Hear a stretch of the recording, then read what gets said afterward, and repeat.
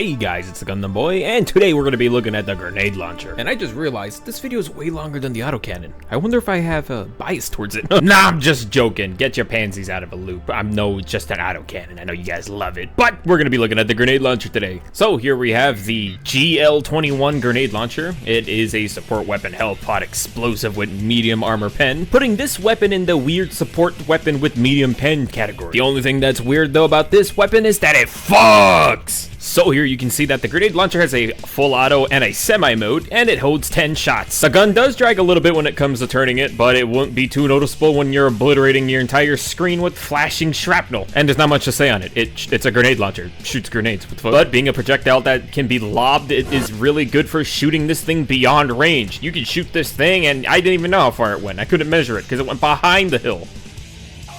That's the fun thing about this weapon. The fact that you can arc these shots means you can set up like a motor and fire shots at automaton bases, just destroying it from the outside. But do keep in mind this will take some practice to master. And if you want to be really accurate with it, I would recommend wearing some of the scout armor because it lets you ping who's inside. Told you them robots will never take our jobs. You're not that good, Motor Sentry. I can do the same. But this gun has a safety feature where if you're shooting a grenade at an enemy that's too close to you, it will just kind of bounce off their head and then blow up. But that usually leads to you blowing up too. But the grenade launcher also has the secret ability of annihilating ground, so you can dig your holes faster than the guy with his shovel. Just kidding, we all knew that. Moving on to the automaton front, I have no reason why I started shooting this gunship out of the air other than pure spite. But the whole thing against the bots is pretty good. Majority of the enemies in the chaff aren't really a threat with you when you have the grenade launcher, especially when they're packed together into a nice group. And the automatons are my favorite enemy forces to do the whole grenade motor thing against, because they just sit there and take it up the ass. Look at that kill count. It's only 9, but that's pretty funny considering I'm not actually going over there. But against a lot of the troopers, this thing is going to be a one-shot to them, but I think it's a 2-shot on Berserkers and the Devastators. I really couldn't tell with how that guy was moving. And look at this desperate attempt to survive. Look, missile, bye-bye. And against the unarmored version of the Scout Strider, I'd say that this thing is just pretty much game over, because it's like throwing an impact grenade right at his face. Ooh, look at that, there's 2 of them. Well, I just took them out both with 1 grenade.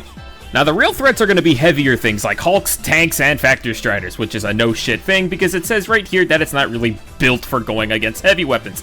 But against something like the Hulk, if you get his back lined up to a nice wall, the grenade has enough blast radius to break it without it needing to face you. And look at that, he just took a dirt nap behind me. And it's not a one-time thing. You could do this as long as there's a rock wall behind this guy or something. But it's unfortunate if you're going to be in an open area like a desert because there's not too much to pin him up against. You could also try shooting it between his legs, but I've had more success doing it this way. And if you try shooting at him, the only thing you'll really do is dig him a hole because I made him a couple of feet shorter. Look at him get buried.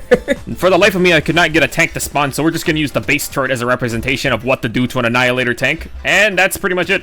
To no one's surprise, it takes out Fabricators pretty easily, and the fact that it has several shots means you could run around this thing just popping grenades into their houses and run before they even realize it. Another example of this Hulk being a dumbass and letting me just blast him in the back with grenades. Look at that, so easy. And when I take it against something like the Factory Strider, let me just say, it is not it for taking it down. I tried shooting his chin guns out, but I kept getting weird hit markers, completely missed. This gun's just a little wonky to aim. And even when you do get close enough to shoot out his stomach with the grenade launcher, it just takes so long it feels like a waste of time. And you know, in a real combat situation, you're not shooting a Factor Strider with the grenade launcher. Let's just get that straight. Oh my Gundam Boy, you can kill Anna. Shut the fuck up. It says right here, not intended for the use against vehicle armor. So we all know we're not gonna fight the goddamn Factor Strider with a grenade launcher. You're pulling out whatever Eagle or whatever teammate got. But go ahead and fight it with the grenade launcher. Waste your time. So against the Bug faction, I say this thing is a S-tier weapon because look at that. Entire patrol, gone. It's pretty good at what it does, and it does it exactly as it says. It's a grenade launcher. It's gonna lob some explosives. And using this grenade launcher made me really love the fact that it just destroys things like spears because we all hate those fat bastards. Against the entire chaff of the Bugs, it has no problem killing everybody up to Brood Commanders and even beyond because this gun is just hella good. You have no problem fending off bug breaches just by lobbing a shit ton of grenades and their random shit go. And it actually is really easy to kill a Bile Titan. Well, at least disarming it. Killing it is kind of the slower portion, but you can easily take out that guy's nutsack so he stops puking all over you. Which, I mean, disarms it so you don't have to worry about the spit attack. Other than that, you'll have to play Dance Dance Please Don't Step on Me. If I'm remembering correctly, it's better to aim towards the big gooey section to do some damage, but I also tried aiming for his face to see if that did more damage. But in the end, I just kept shooting at the same spots and I inevitably killed him. But here's me kind of scrambling around. I was under the impression that the grenade launcher wasn't doing any damage, but I realized he was bleeding out, so I decided to continue doing it until I completely dropped this guy.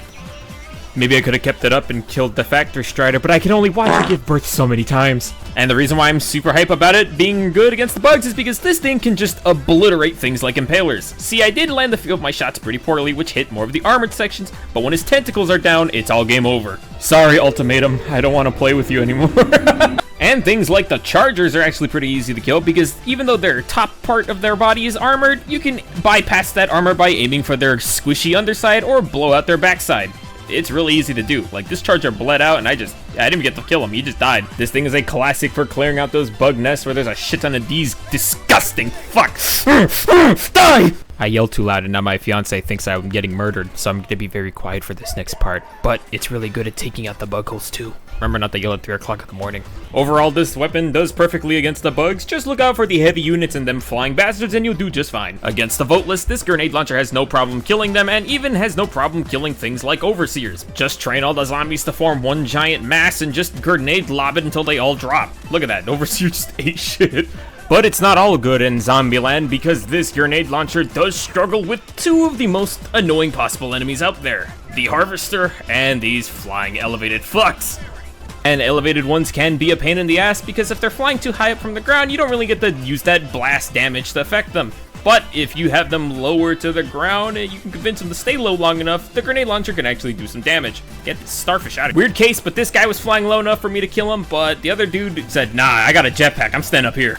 Harvesters, don't even bother. I think the medium pen's really hard to splash it in any of this portions of his body. I'm not sure what the armor pen is. I'm gonna look it up in a few seconds to see what it is, but the grenade launcher doesn't seem to be doing anything to him at all. So here it says it has a max penetration level of 3, which makes it medium. Okay, but pretty sure there's a spot on here with the Harvester that should be breakable, right? Let's see, front side. Yeah, his eye, his leg should be... I guess I just suck at the grenade launcher, point in fact. Oh, you stayed this long? Well, you should like, comment, and subscribe.